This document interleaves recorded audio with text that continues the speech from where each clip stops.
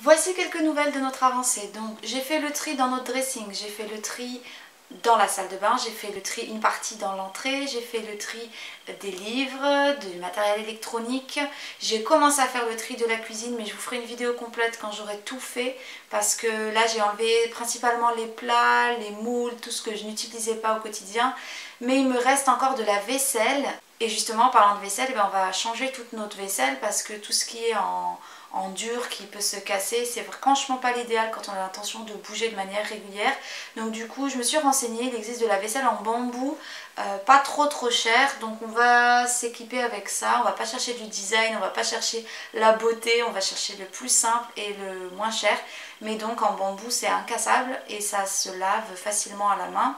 Donc voilà, on va partir sur ça. Donc du coup quand j'aurai reçu ces choses là au niveau de la vaisselle, et ben on pourra se débarrasser d'une grosse partie encore de mes affaires de cuisine. Avec Janae, on va faire sa chambre, donc là je vous fais cette vidéo et normalement cet après-midi après sa sieste on fait sa chambre. Et puis je vais commencer à préparer les étiquettes parce que là on est jeudi et qu'on a le grand vide-grenier auquel on s'est inscrit dimanche. Donc on a 3 jours, j'ai fait déjà pas mal de cartons mais il me reste à étiqueter parce qu'ils demandent à ce que tous les prix soient déjà affichés sur le matériel. Donc ça va me prendre déjà un gros moment de faire ça. Mais du coup j'avais quand même envie de partager avec vous une notion qui est super importante dans le fait de faire le vide, c'est que plus on possède et plus on a peur. Plus on a peur de manquer, plus on a peur de ne pas avoir assez, de ne pas avoir ce qu'il faut. Donc en fait ça va nous enchaîner un petit peu et ça nous entraîne à acheter un petit peu plus.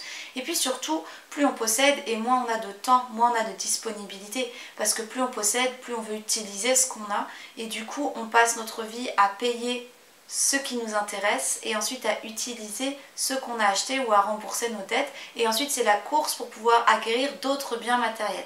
Donc je dis pas que tout le monde est dans ça, mais c'est vrai que quand on regarde souvent les nouveaux riches, dans tous les pays un petit peu, les nouveaux riches, ce sont ceux qui vont se faire construire des très belles baraques un peu ostentatoires, qui vont acheter des grosses voitures, qui vont faire des crédits. Il y a même des personnes qui gagnent vraiment beaucoup d'argent, qui gagnent très bien leur vie, mais qui sont quand même hyper endettées parce qu'elles vivent au-delà de leurs besoins, de leurs capacités, parce qu'il y a toujours quand même cette volonté de se montrer, d'avoir comme si on existait par ce qu'on possédait, alors qu'en fait moins on possède, plus on est libre, libre de partir, libre de choisir les expériences qu'on veut vivre, libre de choisir les biens qu'on veut posséder, du coup de mettre le prix quand c'est nécessaire pour avoir quelque chose de qualité sans exploiter d'autres personnes qui vont les fabriquer, etc.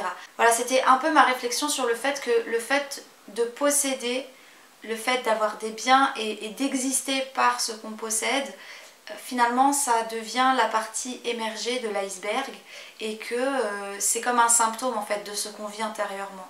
Et du coup plus on est détaché des biens matériels, plus cela veut dire qu'on est détaché émotionnellement du monde qui nous entoure et de ce qui essaye de nous raccrocher à des fausses valeurs finalement. Alors que quand on arrive à se détacher des biens matériels, on est beaucoup plus libre dans nos pensées, dans nos émotions, même physiquement on est beaucoup plus libre, tout simplement parce que tout ça c'est possible grâce à des réflexions et grâce à des choses, voilà, qui nous poussent à chercher en fait la vraie valeur des choses et le vrai sens des objets pour nous de posséder, etc.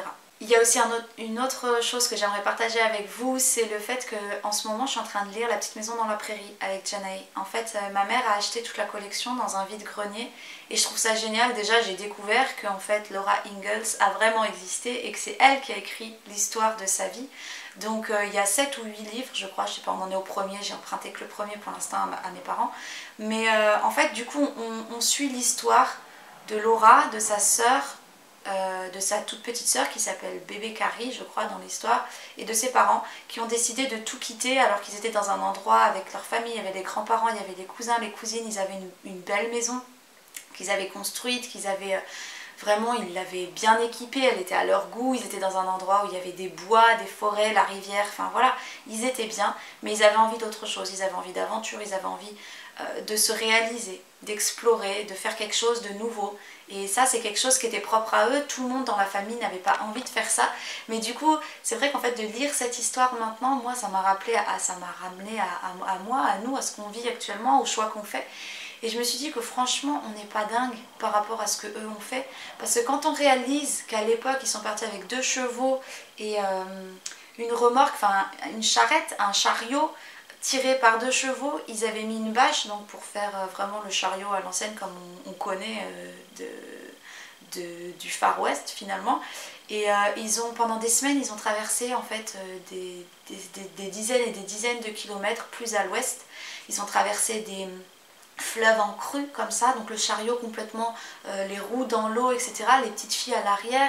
Enfin, ils ont vécu des choses de dingue. Et puis, quand ils sont arrivés sur la prairie, qu'ils ont décidé de choisir comme lieu de vie, et ben ils ont décidé de construire leur maison là, à l'emplacement, il n'y avait rien, il n'y avait personne. Et en fait, ils ont défait la bâche du chariot, ils l'ont installée comme une tente à même le sol. Donc ils ont vidé toutes leurs affaires tenaient dans un chariot. Faut réaliser quand même. Une famille avec 3 enfants, dont un bébé et 2 petites filles. Aujourd'hui on dirait mais ils sont fous. Et en fait non, à l'époque c'était pas si fou. Donc aujourd'hui on est tellement dans notre confort, dans nos trucs, que du coup on s'interdit de vivre des aventures, de vivre des choses, parce que tout est trop sécurisé en fait.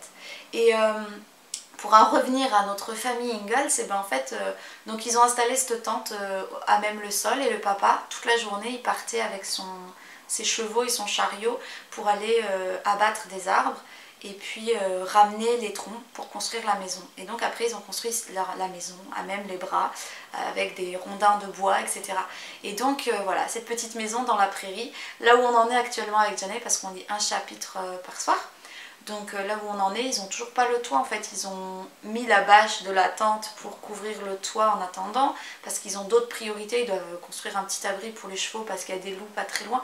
Mais ils sont heureux, et en fait la fin du dernier chapitre c'était assez incroyable, parce que le père, Charles, il appelle sa femme et il lui dit viens voir, la lune est immense et tout ça. Et ils discutent, ils disent vraiment je regrette pas qu'on soit parti, on va être bien ici.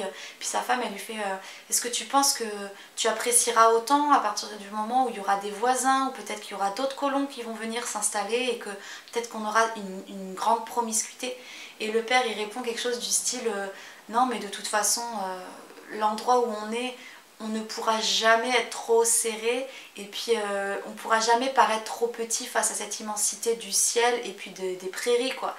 Et j'avais envie de me dire, bah, Charles Ingalls, faudrait revenir 200-300 ans plus tard et puis voir aujourd'hui à quoi ça ressemble, les immeubles empilés, les gens empilés les uns sur les autres.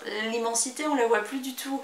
Mais voilà, c'était vraiment intéressant. Et du coup, Janae, ça la plonge aussi dans cette vie d'aventure, de vivre avec peu de choses. Elle découvre comment les filles jouent beaucoup dehors, etc. Et c'est vrai que ça lui donne aussi envie. Elle s'attend à quelque chose dans notre vie, elle sait, on lui a expliqué qu'il y a beaucoup de choses qui vont changer, mais voilà, le fait de lire qu'il y en a d'autres qui l'ont fait avant et qu'ils avaient beaucoup moins de moyens, beaucoup moins de confort que nous, et ben je sais pas, je pense que ça crée quelque chose, une sorte d'émulation en elle, d'excitation, et voilà, ça nourrit un petit peu l'aventure, l'envie d'aventure et l'envie de faire les choses, de vivre les choses différemment de la majorité des gens, parce que la majorité des gens, on a l'impression qu'elle est un peu endormie dans un train-train, un peu qui passe à côté de sa vie en fait, et nous c'est surtout pas ce qu'on veut. Donc voilà, c'était vraiment une vidéo très personnelle où j'avais envie de vous donner un peu notre avis sur les choses qu'on vit actuellement. Ce qu'il faut savoir, c'est qu'en fait le projet Tiny pour l'instant est un petit peu en train d'être mis de côté, parce que c'est officiel qu'on n'aura pas les sous pour avec la vente de la maison. Et on avait contacté la banque pour faire un prêt, et en fait on est en train de faire marche arrière, parce que même si le prêt pourrait nous être accordé, parce que ce serait pas un très gros montant, en fait on se dit qu'on préfère vivre dans une caravane avec moins, et ça sera pas notre idéal, mais au moins on n'aurait plus de crédit. Parce que faire des crédits pour des projets immobiliers, quand on sait qu'il va y avoir de la plus-value, que ça va être, comment dire, transformer ça en actif, il n'y a aucun souci. Mais là, ce serait vraiment un passif, parce qu'une tiny, derrière, on la revendrait forcément moins cher, parce que c'est aujourd'hui que ça a de la valeur, mais dans quelques années, il y en aura peut-être trop, et du coup, ça fera comme les caravanes actuellement, on les trouvera peut-être entre 8 et 10 000, les tiny d'occasion. Donc voilà, ce serait à perte. Et pour l'instant, voilà, on préfère pas. Donc je pense qu'on va partir sur des caravanes. On a commencé à regarder plus précisément ça.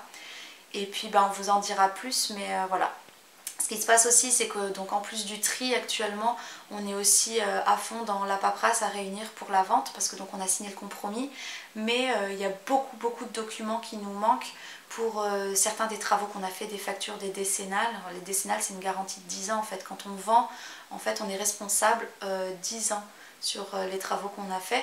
Donc tout ce qu'on peut fournir comme facture et de décennale, bah, c'est les artisans, c'est leur garantie à eux qui entre en compte. Enfin voilà, il y a quand même pas mal de papiers, il y en a d'autres voilà, qu'on doit réunir, donc ça nous prend aussi du temps et beaucoup de mobilisation au niveau des pensées.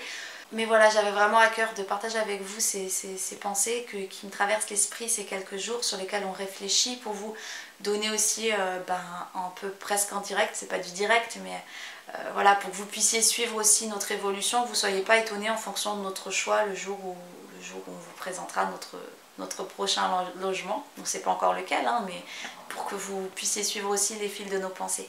Voilà, donc avec Janae, on va faire le tri de sa chambre. Peut-être que ce sera la suite de cette vidéo, peut-être que ce sera dans une prochaine, je sais pas encore, je vais voir. Et puis il reste encore beaucoup de boulot. Donc moi j'espère que cette vidéo va vous inspirer et je vous dis tout simplement à très vite pour la suite.